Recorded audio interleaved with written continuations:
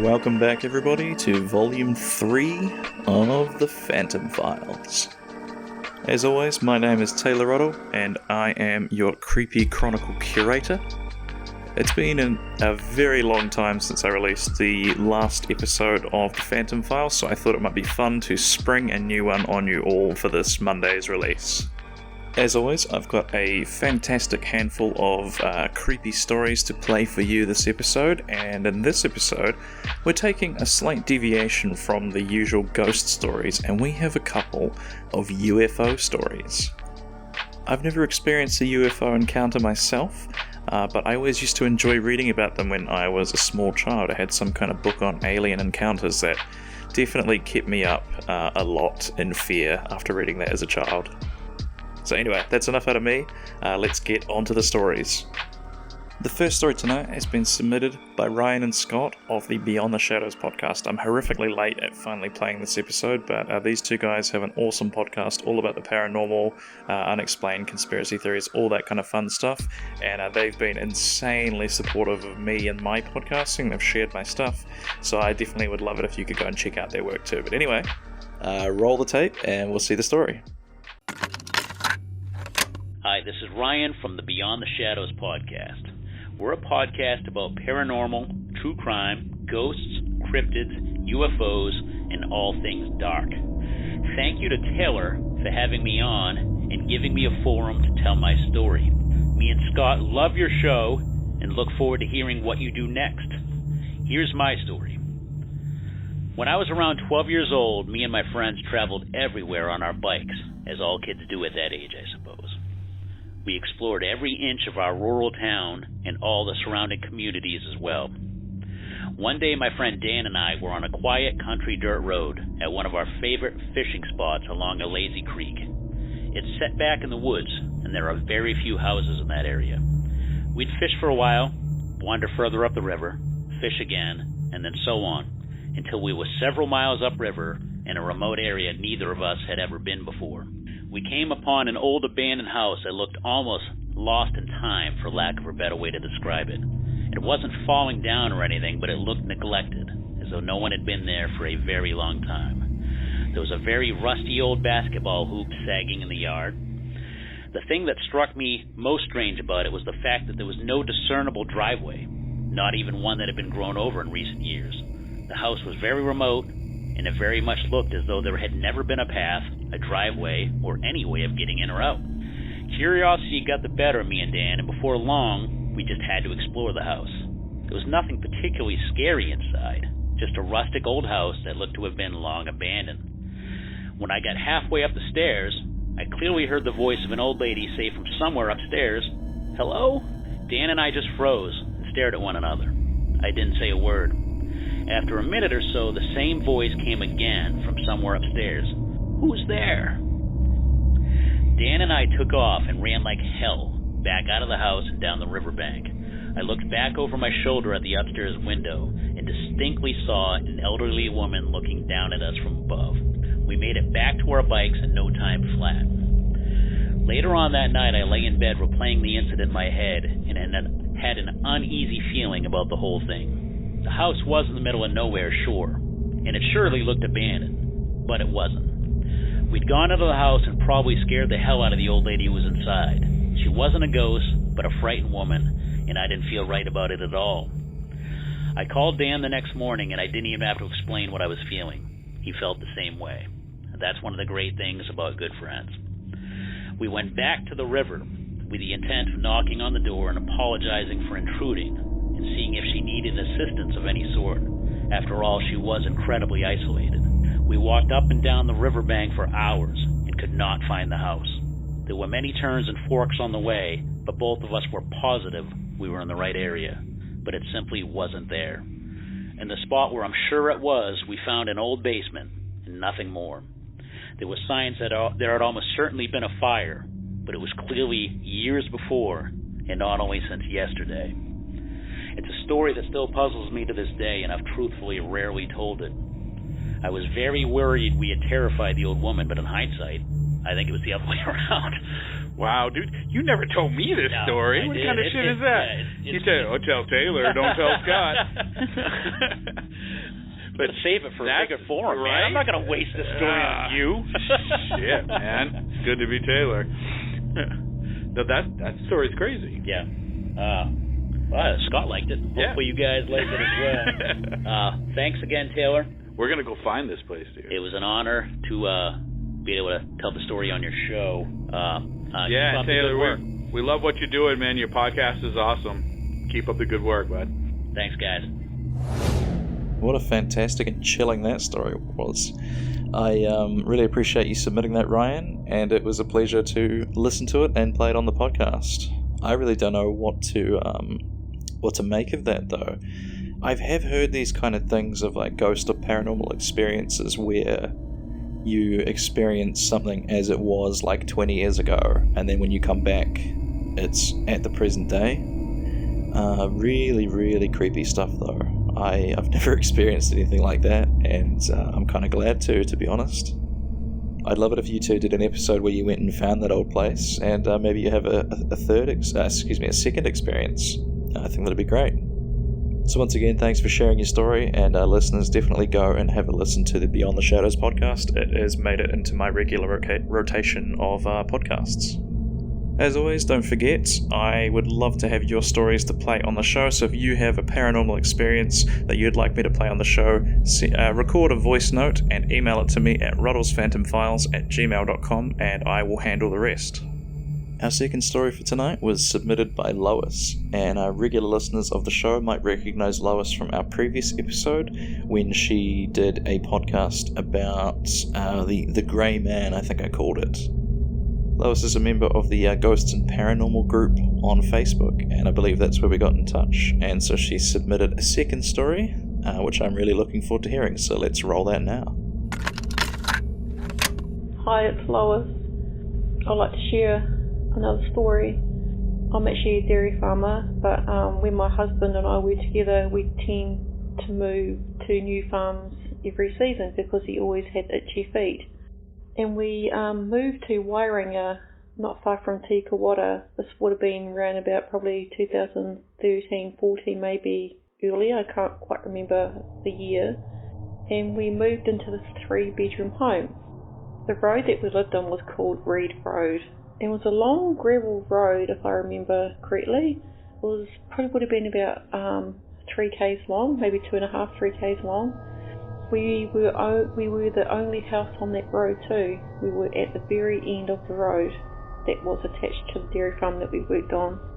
And as we settled in, probably about a few months later or maybe more, we would be sound asleep. And at the early hours of the morning, we would hear this loud knocking on our bedroom window. I would sit up in bed and open the curtain and look out the window, but there'll be absolutely nothing out there. And my husband would look too, but there was nothing out there.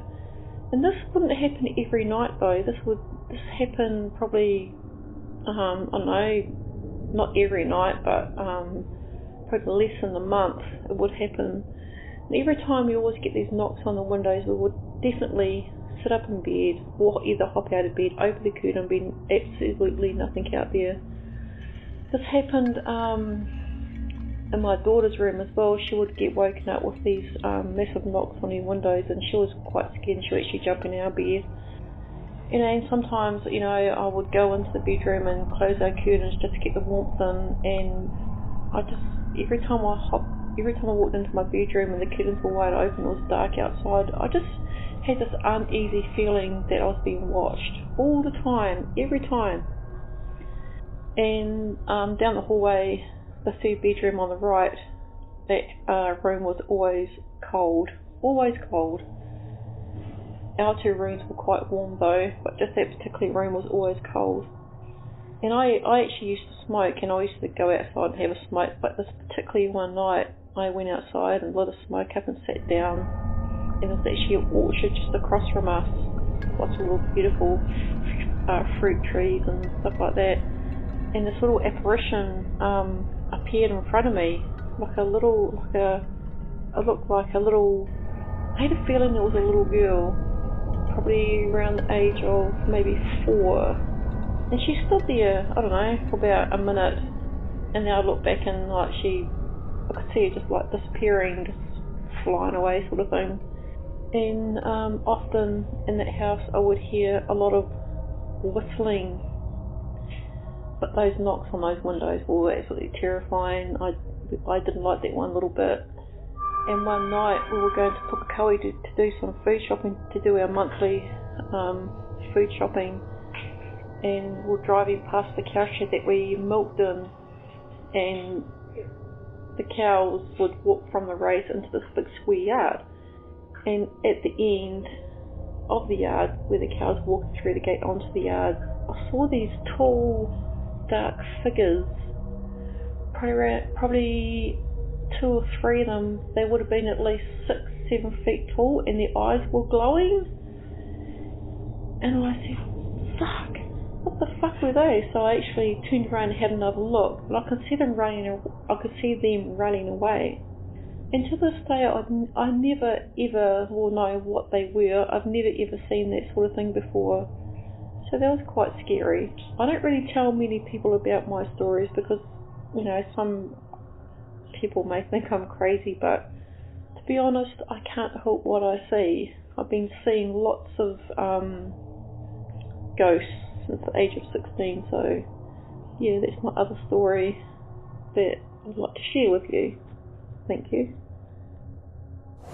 Thanks so much for sharing those experiences, Lois. It sounds like you have a whole you've got a real hotbed of paranormal activity following you around. I don't know what it is about ghosts and knocking. They, listeners of the show will remember the last sort of couple of episodes. We had a lot of stories about hearing phantom knocks and people running up the stairs, and very strange. I don't know what they get out of it, but people that listen back will remember my experience with someone or something knocking on the door very aggressively a few years ago. Little girls seem to be a recurring theme in ghostly visions as well. Little girls and old people seem to be they people, don't know, people tend to see them a lot. Not sure what exactly the pattern is there, but a lot of times when I hear people just telling stories of little visions they've had here and there, it's always either a little girl or an old person. That third story really intrigues me. These massive shadowy figures, 7 or 8 feet tall, with glowing orange eyes or glowing yellow eyes. That really sent chills up my spine when I heard that part of the story. I'd be curious to know a little more, Lois, so if you're listening to this episode, maybe send in another voice note describing what they look like. Were they normal human figures, or were they all kind of stretched out and exaggerated, kind of like the Slender Man, or were they just big, like were they even human-like? I'd really love to know more, so if you feel comfortable, tell us a little more about these figures. I'd love to play it on the show.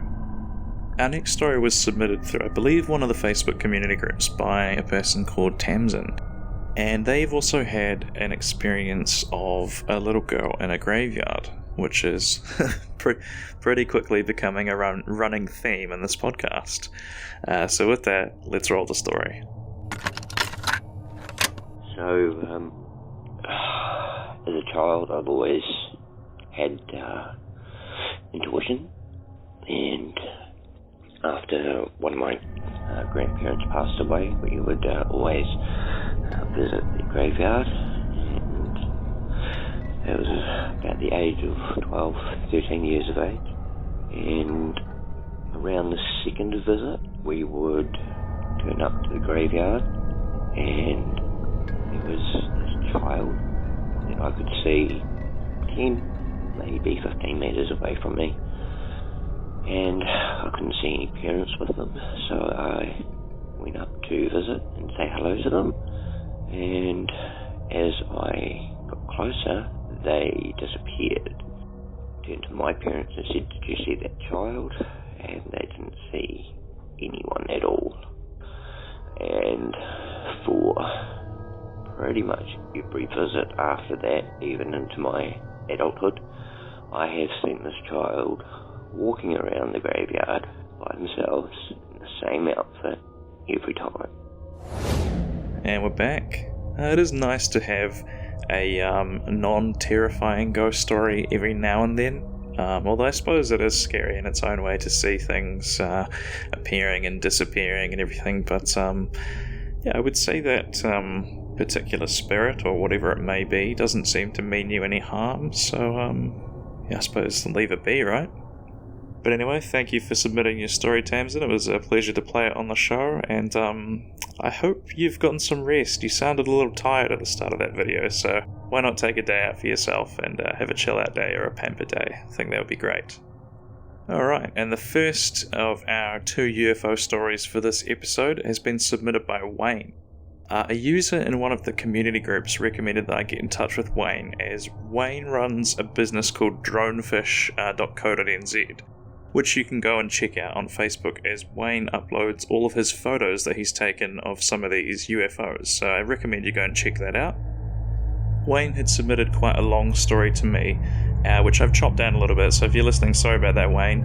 I just figured that since most of the second half was Wayne describing the photos, it wasn't super great for a podcast format, so what I've done is I've taken the part where Wayne talks about his experience seeing the UFOs, and then if the users would like to check out the photos, they can go to dronefish.co.nz on Facebook and check those out. There's some really good photos on there, and I recommend checking them out if you're into UFOs. So with that, we'll roll the call, and thank you. Hi Tyler, Wayne Gillard here. I'm Maru, I'm 63. We were travelling to Christchurch on the evening of the 29th of the 5th, 2023, to meet up with my partner's mother, Maria Lowe, in Oxford. When we arrived, she had told us about an incident the night before travelling back from Rangiora, to which she pulled over on the side of the road just outside of Cust, and another car was following her and also pulled over, and they spotted this light in the sky, sparkling, bouncing around, doing interesting things, and they watched it for about 15 minutes. And Maria, out of curiosity, phoned the police, and they informed her that on the night of the 29th of the 5th of May, they'd had 85 phone calls into the police about the lights in the sky. Moved forward to the 30th of the 5th, I'd been into Christchurch, caught up with some friends. I was travelling northwest, up Tram Road, heading towards Oxford. It's a nice straight piece of road for about 20k. As I come to the last bend before I headed up to the main road to Oxford, as soon as I turned the corner, I spotted this glowing gold light in the sky, and I knew straight away what it was. It was just too big to be anything. It was doing all the right things to not be an aircraft or a helicopter.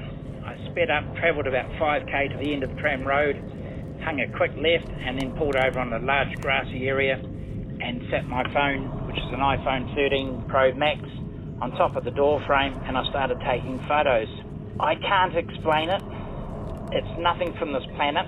I have seen strange things in the years gone by. I've worked out in the middle of nowhere on fishing boats and charter boats on the Barrier Reef, sitting 200 miles off the coast of Australia, and we've seen things. You only see them for a short time, they're gone, and you're like looking at each other thinking, did I just see that? This thing was going nowhere.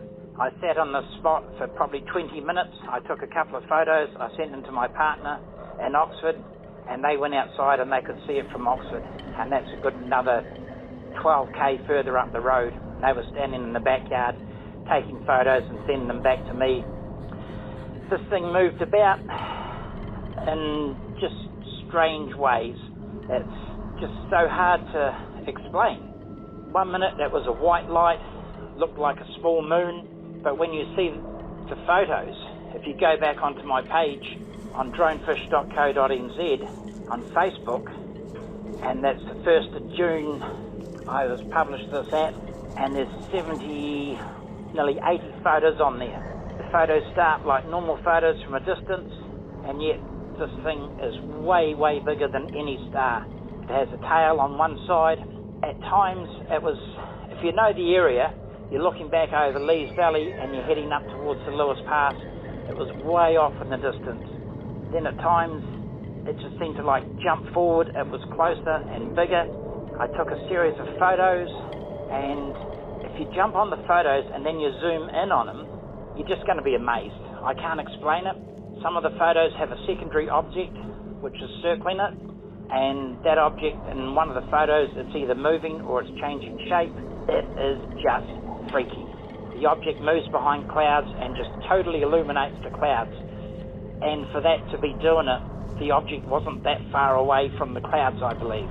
You can scroll through all these photos, and I can't explain it. It's just so clear. It's like a mini moon up there with a second object to one side of it. Now, as I said, I was using an Apple 13 Pro Max. There's a series of photos where you can see they're taken from a distance, and then we've zoomed in on them, and then some of the photos I've blown them up. A couple of people said, oh, it looks like the underneath of a smoke alarm. It kind of does. But my point here was, when you get onto the photos and you can see these lines and rings underneath, it must be massive. The phone is on full zoom, and then you blow these photos up at home to get the detail. It must be miles and miles and miles wide. I'm going to guess 10 miles, and you can all giggle at it. But if you look at the photos constructively and you think how far back that is, then you zoom in on it, and then you blow that photo up to get that detail recorded on a cell phone. It's got to be massive. Nothing small is going to show up like that. It is just massive and unbelievable. When you find these photos of the rings, a few days later I started going through UFO pages, and yeah, there's some scammy ones and there's some pretty hard to deny ones. I found the same photo. It appeared in a post in 2017. Please don't ask me what page I was on. I was on dozens of them. I was flicking through. When I put my photo up next to it, they're almost identical. With 2023, and that's in 2017. They are literally identical. I found another post in 2003 on another page, and lo and behold, excuse me, fuck me dead, here it is again. Now, it's either the same craft, or maybe it's a place like Toyota which builds spaceships. But to see almost literally the identical photo, 2023, 2017, and 2003, it can't be a coincidence.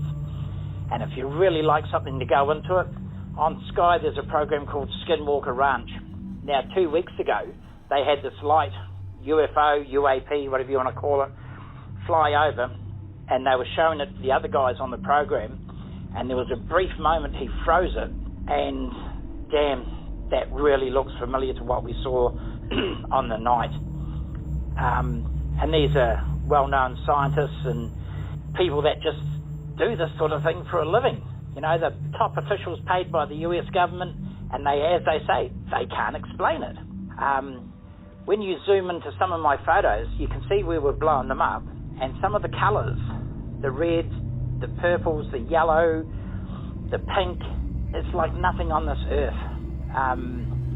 You've just got to get on there and have a look. And if you still think we're full of shit after you look at those photos, then God help you, there's no saving you. There really isn't. These photos are just amazing. So enjoy your night and have fun. Thank you. And we're back. A nice little change of pace there, having a UFO story. Thankfully not too scary of an experience. And I've had a look at Wayne's photos on there, some great colours, and yeah, definitely not something that I could explain as to what it might be. So who knows, maybe it is a spaceship. And what I found particularly interesting was the fact that Wayne has seen this particular craft appear in other people's photos and in a documentary and all this kind of thing. So when we were chatting on Facebook a little bit, he mentioned that this was a craft that he theorizes has been visiting Earth for a long time, which is very interesting. I know Wayne's keen to corroborate some dates and sightings of the UFO, so if you live in the kind of areas that Wayne described and you'd like to get in touch with Wayne, go back to dronefish.co.nz on Facebook and have a chat to Wayne, and maybe you can get to the bottom of it. So thanks, Wayne, for sharing your story, really appreciate it, and hope you get some answers. The final story for today is another fairly short one, and it is another UFO story. This was submitted by Angela in one of the Facebook community groups. Listeners of the show may remember Angela from the frozen arm story, which was absolutely petrifying. That definitely is going to stick with me for a long time. And Angela has a UFO experience of her own. Once again, I've gotten a stand-up comedian friend of mine to record the story, and unfortunately when I asked Audrey, who did the last story, she was sick with COVID, so I've had to make do. I actually recorded a version of it myself. But just yesterday, another comedian friend of mine, Sian Williams, she was kind enough to record this and send it over. So we will roll that now. Thank you, Sian. My name is Angela, and this is my story. I lived on my mum's farm going back 5 years ago. Me and my 2 girls had been out for the night. It was a still, clear night. You could see quite a few stars were out. Getting cold, so must have been coming into winter. We had just pulled up our driveway, and about halfway down I stopped, and we all spotted this thing in the sky. The shape of it was so clear.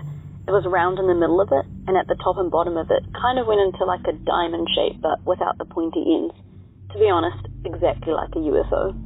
It had lights all around it and underneath. We could see the outline of the UFO, and even the door on it, which was on the underside. You could even see it was dark grey, and had a dark grey strip around the middle of it, horizontally. Me and the kids didn't say a thing or even move while we could see it. We just sat in the car and stared at this object that was hovering in the sky. Couldn't tell you how long we sat there for watching it and trying to work out what it was. It was like our minds went blank, and just like that it was gone. We were all dumbfounded as we were all lost for words, and taking a photo didn't even cross our minds. No thoughts came into our minds. It wasn't until after it had gone, and we were all like, "Did you see that?" And we are back. Thank you very much for recording that, Sian. I hope you enjoyed that listen there, dear listener. If you keep listening after the outro music, I might place mine in the end there, just as a little why not. So you can check that out after the end of the show, which is right now apparently. So thank you so much for listening to part 3. Some fantastic stories in this one. I hope you've enjoyed them. Don't forget, if you've got a story of yours, you can send it to me at ruddlesphantomfiles@gmail.com. I would be absolutely delighted to play them on the show. As well as all the usual things, you can give me a 5-star review on Apple Podcasts or Spotify or whatever listening platform you choose to use. That would really help me out a lot. And just encouraging people in your life to send me their stories. That would be fantastic. I think I have just enough stories to create a 3rd episode. Maybe I could use another couple, but another episode of the Phantom Files should not be too far away. So until that day comes, stay safe, and I will see you next time.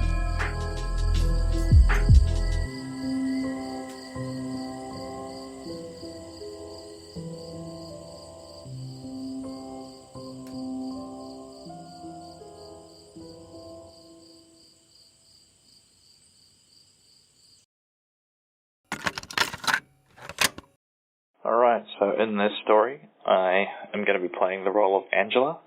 So here we go. My name is Angela, and this is my story. I lived on my mum's farm, probably going back 5 years ago.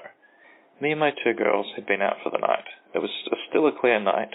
You could still see quite a few stars were out. It was getting cold, so it must have been coming into winter. We had just pulled up our driveway, and about halfway down I stopped, and we all spotted this thing in the sky. The shape of it was so clear. It was round in the middle of it, and at the top and the bottom of it. Kind of went into like a diamond shape, but without the pointy ends. To be honest, exactly like a UFO. It had lights all around it and underneath. We could see the outline of the UFO and even the door on it, which was on the underside. You could even see that it was dark grey and had a dark grey strip around the middle of it horizontally. Me and the kids didn't say a thing or even move while we could see it. We just sat in the car and stared at this object that was hovering in the sky. Couldn't tell you how long we sat there watching it and trying to work out what it was. It was like our minds went blank. And just like that, it was gone. We were all dumbfounded as we were all lost for words, and taking a photo didn't even cross our minds. It was like no thoughts came into our minds. And it wasn't until after it had gone, and we were like, "Did you see that?" So that was Angela's UFO story.